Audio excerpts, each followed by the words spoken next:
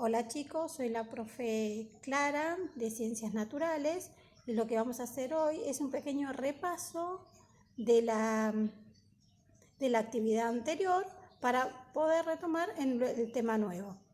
Bueno, lo que vimos anteriormente eran las propiedades de la materia y las propiedades de la materia se dividen en generales y en específicas.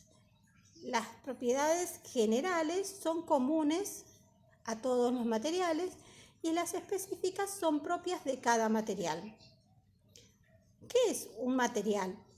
El material es la clase distinta en que presentan las distintas presentaciones de la materia, ¿sí? Puede ser madera, plástico, distintas clases. Bueno, las propiedades generales son, como muestra acá el cuadro, masa, peso y volumen. Y las específicas son muchas más: color, olor, sabor, dureza, punto de ebullición, punto de fusión, conductividad térmica y eléctrica y densidad.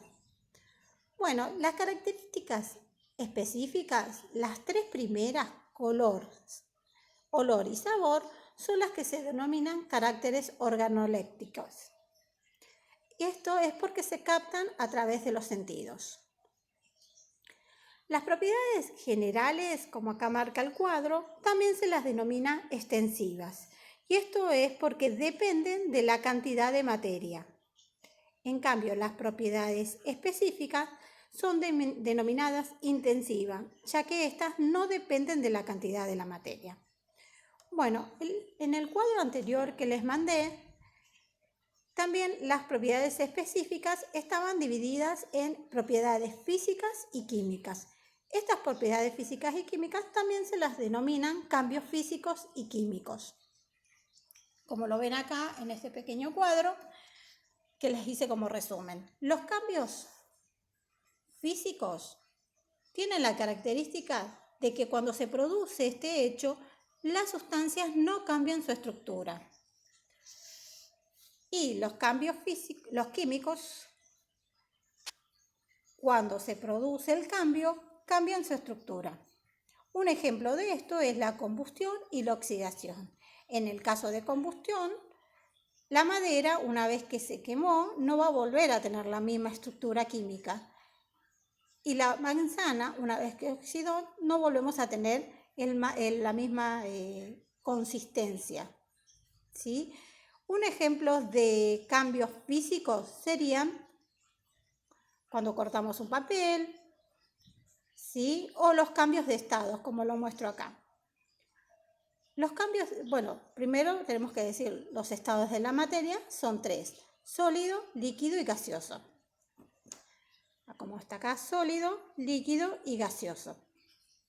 Bueno, estos cambios es que, aunque se produzcan todos estos cambios, la estructura del agua va a ser la misma. Y acá tenemos, vamos a explicar, de sólido a líquido el pasaje se denomina fusión. Vulgarmente sería que se derrite. Y del pasaje de líquido a sólido se llama solidificación. Esto es cuando se congela el agua y se convierte en cubito. Después tenemos de líquido a gaseoso.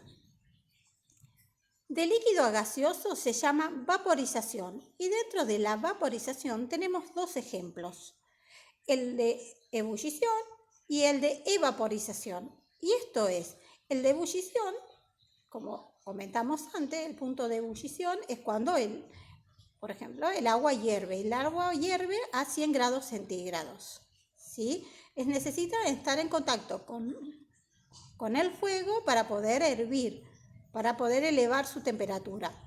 Y el otro ejemplo sería la evaporización. Y esto es cuando llueve o cuando colgamos la ropa en la soga, el agua se va evaporando, pero no tiene contacto con el fuego. Bueno, el último estado sería el pasaje gaseoso al sólido, ¿sí? En este, del gaseoso al sólido, se llama sublimación. Un ejemplo de esto, del sólido al gaseoso se llama volatilización. Y esto es que de un estado sólido pasa al estado gaseoso sin haber pasado antes por el estado líquido. Un ejemplo de esto son la naftalina, esas pelotitas blancas que a veces los encuentran los varones en los mijitorios, que son para que no haya humedad en los placares, que también a veces las mamás los ponen, se volatiliza, ¿sí? Se va desvaneciendo. Eso sería volatilización. Y sublimación es cuando el estado gaseoso pasa al sólido. Un ejemplo de esto sería el aire frío, que se convierte en escarcha sin haber pasado por el líquido. Bueno, estos temas son de repaso de la actividad anterior, pero vienen bien para poder empezar con el tema del día. Hoy lo que vamos a hacer es los estados de la materia. Ya los vimos anteriormente, que los estados de la materia son sólido, líquido y gaseosos. Aunque en las bibliografías que les mandé hay un cuarto estado que se llama plasma. Ustedes en el cuadro lo van a hacer.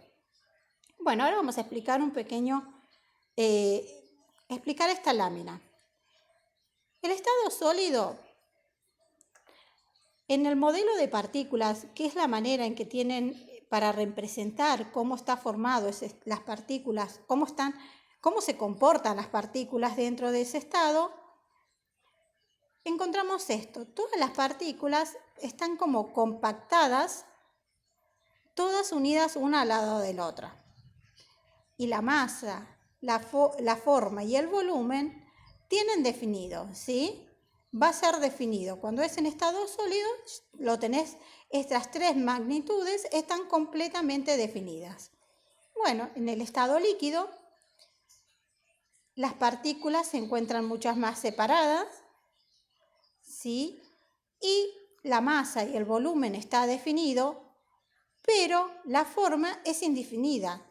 Depende del recipiente que lo contiene.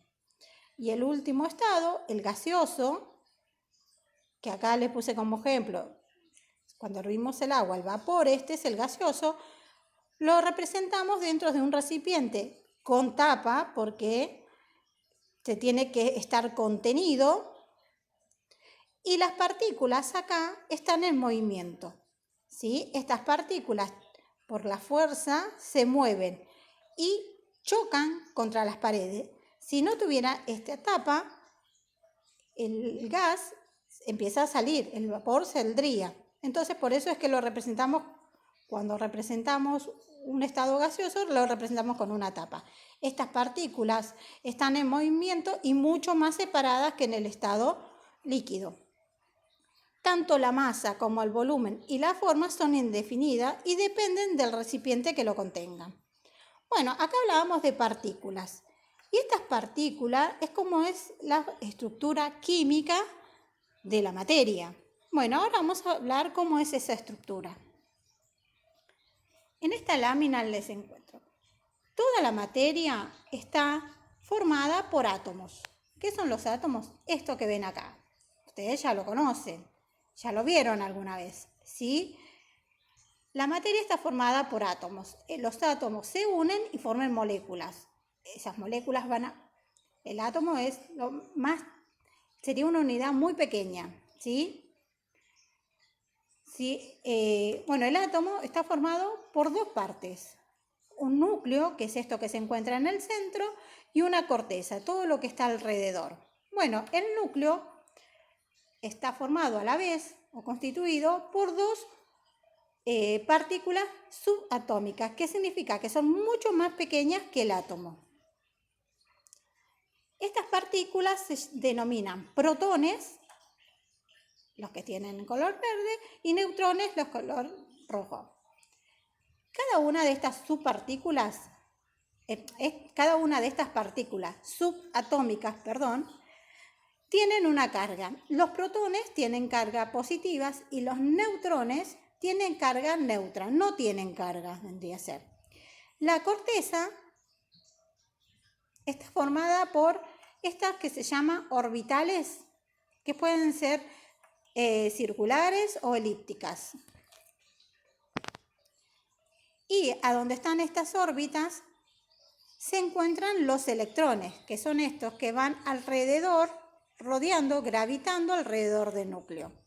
Los electrones tienen carga negativa.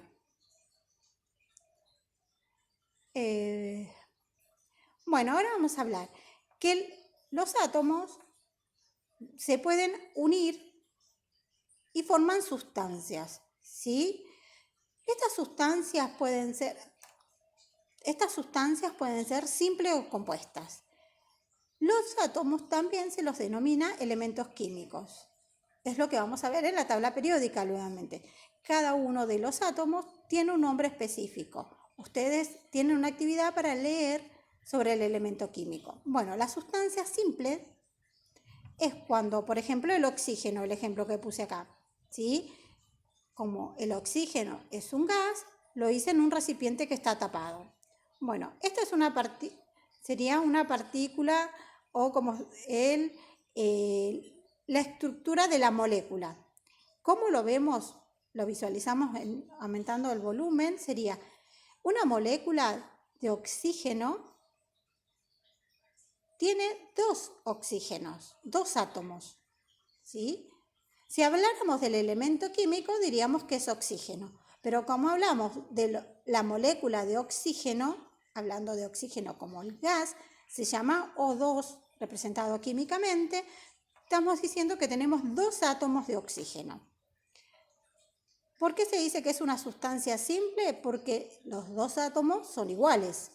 En cambio, hablaríamos o definimos como sustancia compuesta cuando estos átomos son distintos. Acá, por ejemplo, en este recipiente lo que tenemos es agua.